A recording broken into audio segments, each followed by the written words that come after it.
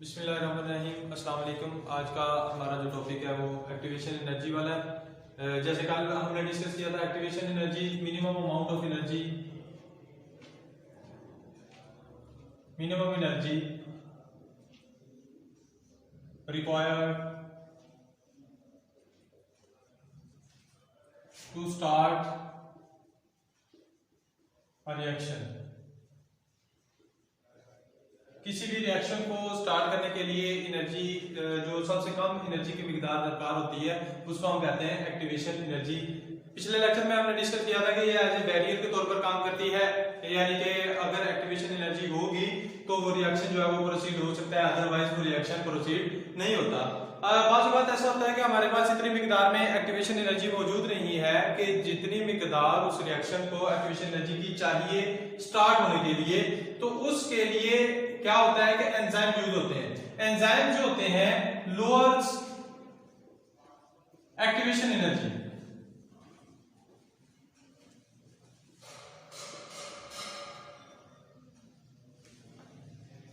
Enzyme जो है वो एक्टिवेशन एनर्जी को कम कर देते हैं बाय 3 वेज।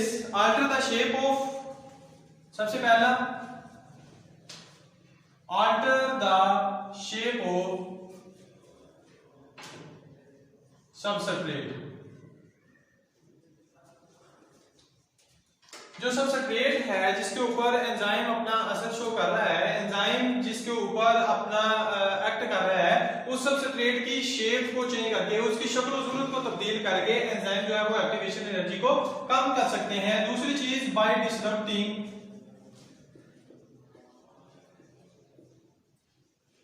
Charge distribution.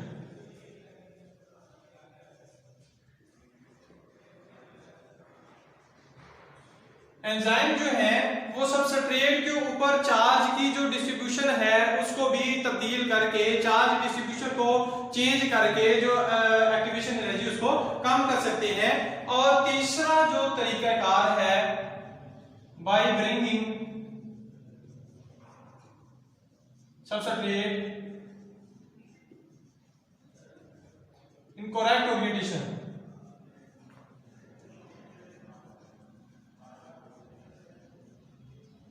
यानी कि एंजाइम एक्टिवेशन एनर्जी को कम कर सकते हैं by bringing substrate in correct orientation. Substrate को अपनी सही करेक्ट पोजीशन पर लाकर एंजाइम एक्टिवेशन एनर्जी को कम कर सकते हैं। यानी कि एंजाइम के पास बेसिकली 3 तरीकेकार हैं जिनके जरिए से एंजाइम एक्टिवेशन एनर्जी को कम कर सकते हैं।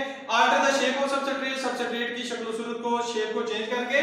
डिसरप्टिंग चार्ज डिस्ट्रीब्यूशन, जो सबस्ट्रेट के ऊपर चार्ज मौजूद है उसके अंदर किसी किस्म की कोई तब्दीली लाकर, चार्ज के अंदर कोई चेंज लाकर एंजाइम इसकी एक्टिवेशन एनर्जी को कम कर सकते हैं।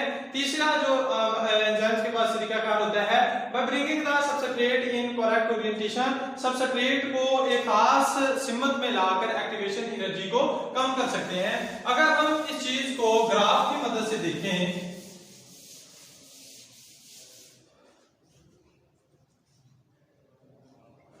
फॉर एग्जांपल हमारे पास ये ग्राफ है प्रोग्रेस या process of reaction.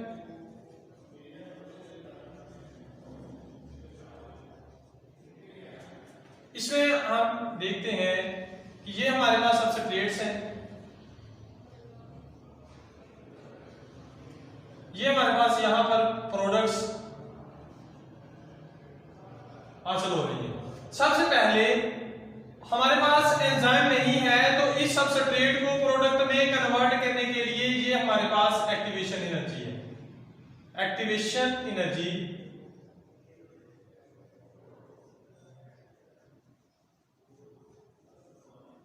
Without enzyme,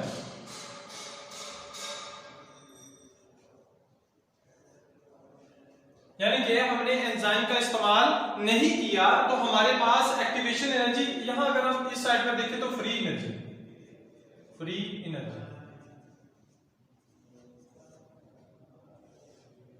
अगर हमने एंजाइम्स का इस्तेमाल नहीं किया और हमारे पास सबस्ट्रेट्स मौजूद हैं, इन सबस्ट्रेट्स को हम प्रोडक्ट्स में कन्वर्ट करना चाहते हैं तो हमें एक्टिवेशन एनर्जी ज्यादा अमाउंट में दरकार है। लेकिन अगर हम यहीं पर ऊपर एंजाइम्स का इस्तेमाल कर लेते हैं तो हमारी एक्टिवेशन एनर्जी की जो मिकदार है वो कम हो सकती है। Activation energy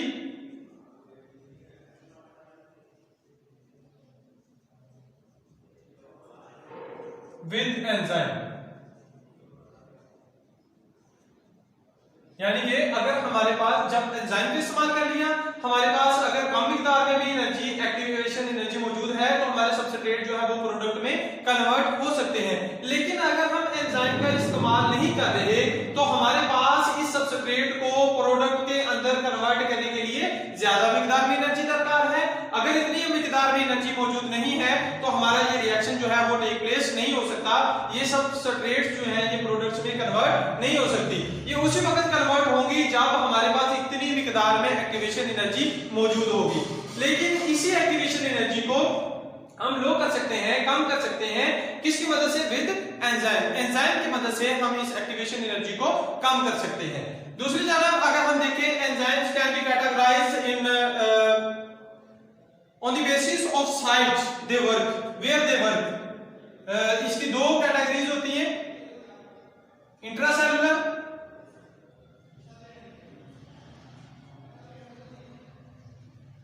and extracellular.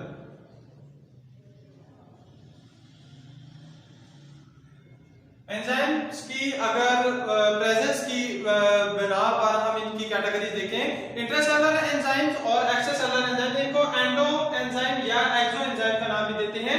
Intracellular enzymes those work inside the cell, यानी कि साइटोप्लाज्म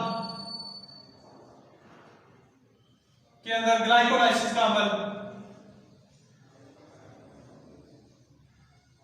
इसको हम क्या कहेंगे?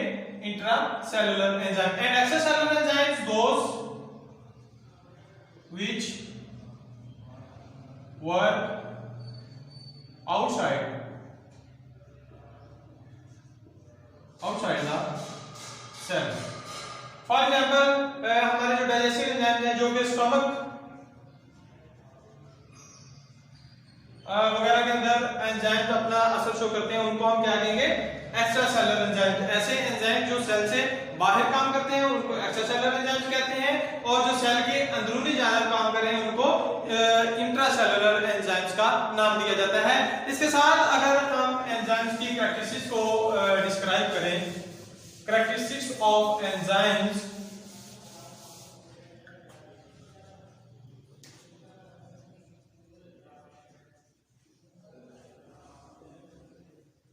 क्योंकि हमें पता है एंजाइम्स जो है प्रोटीन इन नेचर, एंजाइम्स जो है फितरती तौर पर, कुदरती तौर पर एंजाइम्स प्रोटीन की तरह के होते हैं, तो लिहाजा प्रोटीन जो है अमीनो एसिड से मिलकर बनती है। तो एंजाइम जो है, enzymes are protein in nature that is made up of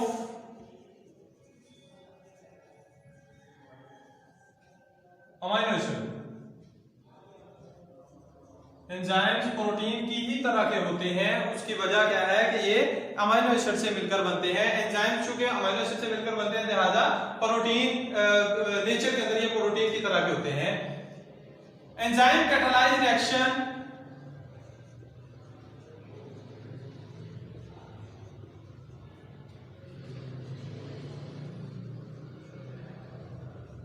are faster as compared to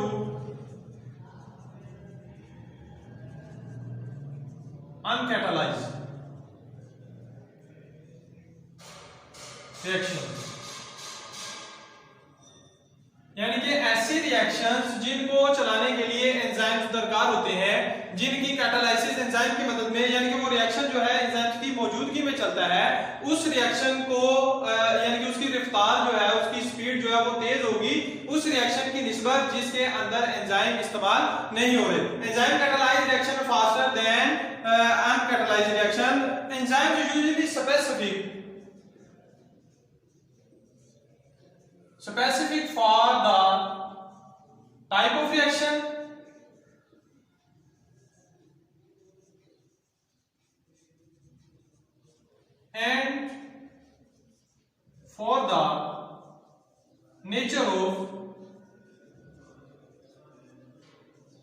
substrate. Enzymes मखसूस होते हैं रिएक्शन और सबस्ट्रेट की नोयत के ऊपर, यानी कि किस किस्म का रिएक्शन है उसी किस्म का एंजाइम इस्तेमाल होगा, किस किस्म का सबस्ट्रेट है उसी किस्म सबस्ट्रेट की शेप के ऊपर इसका इन्हिसार होता है। इसके साथ साथ रिएक्शन की नोयत के ऊपर कि एंजाइम जो है वो एसिडिक काम करवाने जा रहे हैं, एसिडिक रिएक्शन करवाने जा रहे हैं, बेसिक रिएक्शन करवाने जा रहे हैं, किस तरह का रिएक्शन है जिसके अंदर एंजाइम इस्तेमाल हो रहा है। एंजाइम स्पेसिफिक है, मखसूस है for the type of reaction, किस किस्म का रिएक्शन करवाने जा रहे हैं, and for the nature of substrate, और उस रिएक्शन के अंदर जो सबस्ट्रेट इस्तेमाल हो रहे हैं उनकी नेचर क्या है, वो किस तरह के, एसिडिक है, बेसिक है, कौन से सबस्ट्रेट उसके अंदर इस्तेमाल हो रहे हैं। Only a small portion of enzyme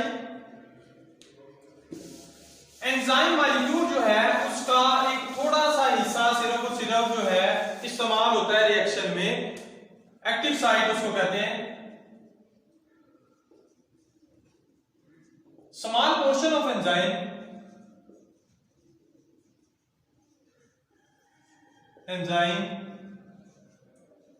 directly involved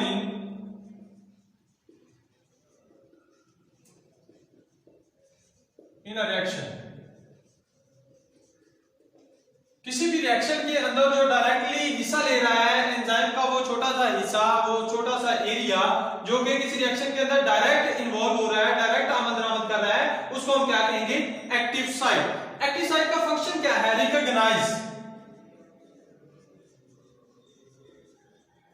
recognise the substrate and bind it, यानी कि सबसे पहले सबस्ट्रेट को की पहचान करना, सबस्ट्रेट को रिकॉग्नाइज करना और उसके साथ साथ उसको इस एक्टिव साइट के ऊपर बाइंड कर देना, उसको जोड़ देना। एंजाइम की जो एक्टिव साइट है स्मॉल पोर्शन, छोटा सा एरिया होता है जो कि डायरेक्टली इन्वॉल्व इन रिएक्शन, किसी रिएक्शन के अंदर डायरेक्ट हिस्सा ले रहा होता है, या small three dimensional cavity found by charge bearing amino acid used for the attachment of substrate. यानी कि स्मॉल, इसकी अगर मजीद डेफिनेशन करें,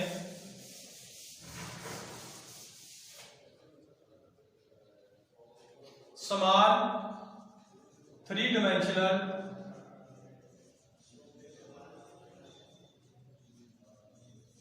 cavity formed by charge bearing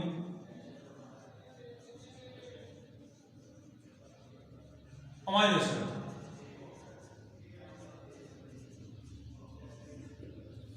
हमने जैसे पहले कहा अमीनो एसिड का यहाँ जिक्र, चूंकि अमीनो एसिड्स के ऊपर चार्ज मौजूद होता है, अमीनो एसिड्स एंजाइम्स के अंदर मौजूद होते हैं, enzymes are protein in nature, उसकी वजह अमीनो एसिड से मिलकर बनते हैं, अमीनो एसिड के ऊपर चार्ज मौजूद होता है, लिहाजा इसको हम इस तरह से भी डिफाइन कर सकते हैं, एक्टिव साइट वो small three dimensional cavity charge bearing amino acid used for the attachment of substrate. इसका फंक्शन जैसे मैंने पहले बताया था, used for the attachment of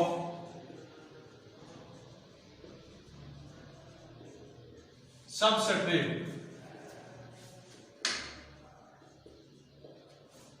small three-dimensional cavity formed by charge bearing amino acid used for the attachment of substrate। इसकी proper define है किसकी, active site की। अब एंजाइम की प्रोडक्शन जो है वो उसको हम अकॉर्डिंग टू नीड कर सकते हैं।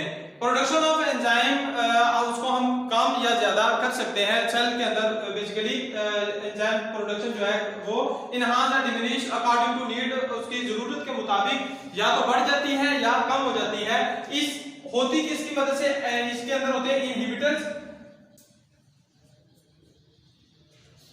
And activators. इनहिबिटर्स वो मॉलिक्यूल्स होते हैं जो एंजाइम की इसकी प्रोडक्शन को रोक देते हैं, कम कर देते हैं, मिनिमाइज कर देते हैं। That bind molecules that bind on the active site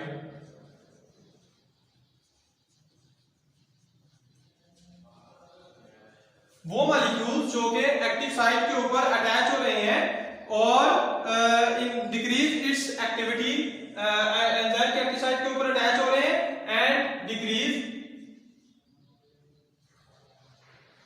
it's activity. Inhibitor molecules that bind on active site and decrease its activity, and इसके उलट जो होगा वो एक्टिवेटर्स होंगे molecules that bind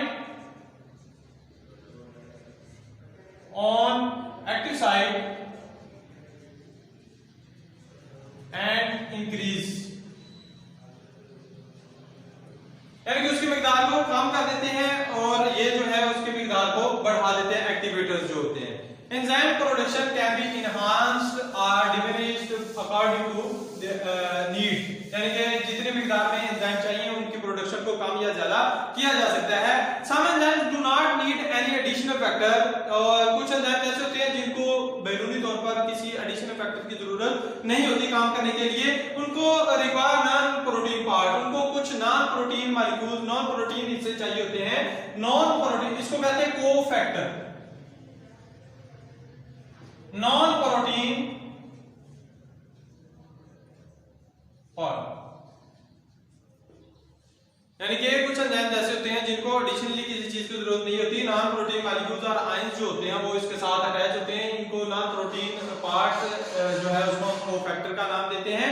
small heat stable non protein part act as a bridge and provide chemical energy. Small heat stable non protein part act as a bridge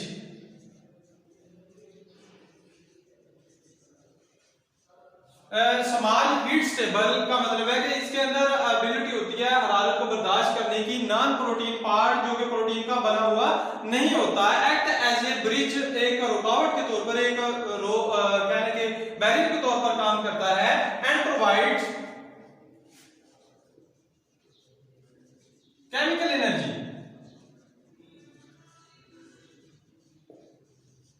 यानी कि इसके साथ साथ small heat stable non protein part होता है और act as a bridge, रुकावट के तौर पर काम करता है। प्रोवाइड केमिकल एनर्जी, एनर्जी जो है केमिकल की एनर्जी की सूरत में एंजाइम को मुहैया की जाती है। इसके साथ दो टर्म्स इस्तेमाल होंगी, एक prosthetic group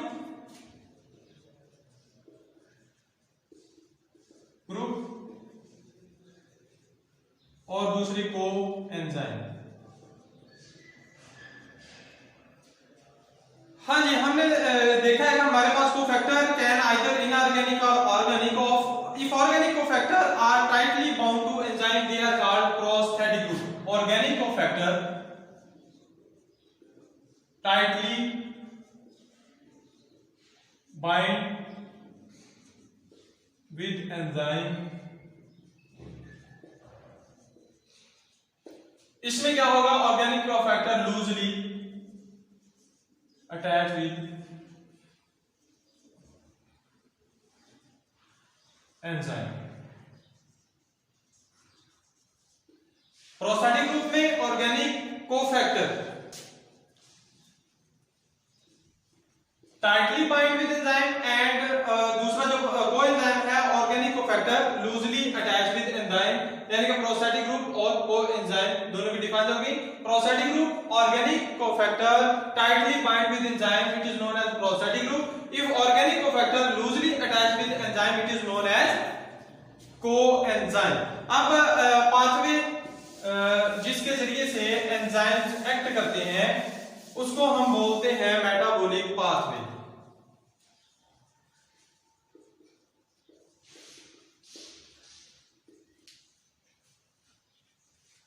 metabolic pathway enzyme work together in a specific order. In metabolic pathway one enzyme take the product of another as a substrate. For example, one enzyme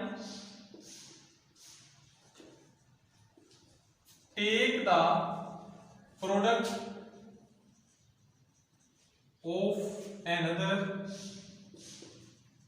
as a substrate.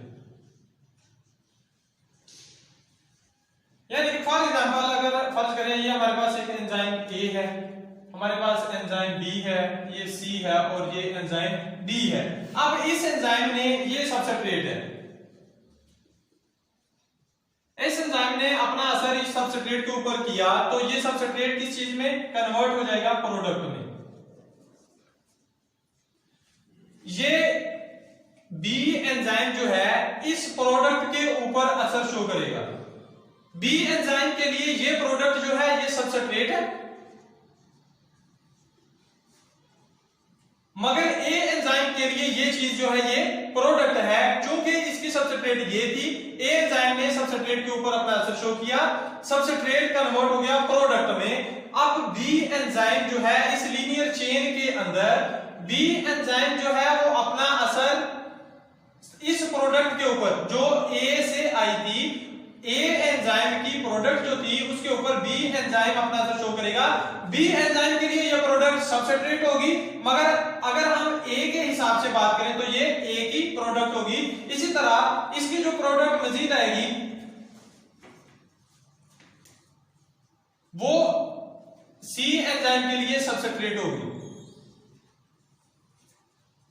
और इसी तरह further जो है enzyme D जो है वो इस्तेमाल होगा। ले जी, शुक्रिया। आज का हमारा जो टॉपिक यहाँ तक कंप्लीट है। किसी किस्म की कोई कंफ्यूजन हो तो आप लोग कमेंट्स की सूरत में पूछ सकते हैं। थैंक यू, अल्लाह हाफ़िज़।